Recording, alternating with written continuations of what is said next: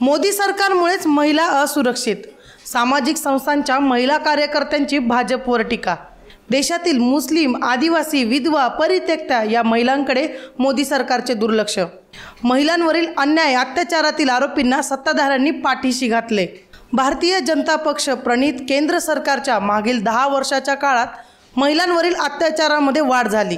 पंतप्रधान नरेंद्र मोदी व त्यांचे सहकारी महिलांवरील अत्याचारासंदर्भात असंवेदनशील आहेत, अशी टीका करत पुण्यातील विविध महिला संघटनांच्या वतीने महाविकास आघाडीला शनिवारी पाठिंबा देण्यात आला। मोदी सरकारमुळेच महिलांमध्ये असुरक्षिततेची भावना निर्माण झाली आहे, यामुळे सरकार हटविण्याची वेळ आता आली आहे। पुणे लोकसभा निवडणुकीचे महाविकास आघाडीचे उमेदवार रवींद्र धंगेकर यांच्या प्रचारार्थ विविध महिला संघटनांनी पत्रकार परिषदेत संवाद साधला। जनवादी महिला संघटनेच्या किरण मोगे यांनी यावेळी संघटनेच्या मार्फत प्रसिद्ध करण्यात आलेल्या लोकसभा 2024 महिलांच्या मागण्याचा जाहीरनामा या पुस्तिकेचे वाटप केले। या पुस्तिकेत मागील 10 वर्षात झालेल्या महिला अत्याचाराचे पुरावे देण्यात आले आहेत। त्यांची अधिकृत आकडेवारी देखील देण्यात आली आहे। त्यावरून हे सरकार महिलांवरील अत्याचाराविरोधात काहीच करत नाही, असे मोघे यांनी सांगितले।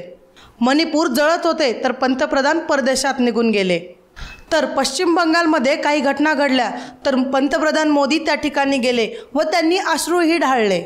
महिलांवरील अत्याचाराच्या घटनेतही राजकारण पाहणारे पंतप्रधान काय कामाचे, अशी टीका महिला पदाधिकाऱ्यांनी केली।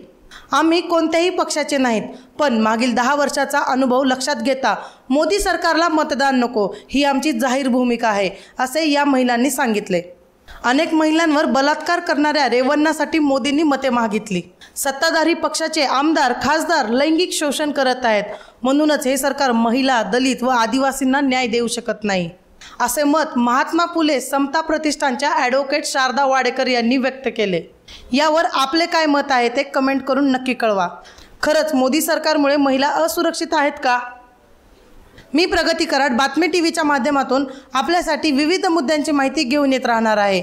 तरी ही माहिती जाणून घेण्यासाठी आपल्या बातमी टीव्ही या यूट्यूब चॅनलला सबस्क्राईब करा आणि व्हिडिओला जास्तीत जास्त शेअर करा। धन्यवाद।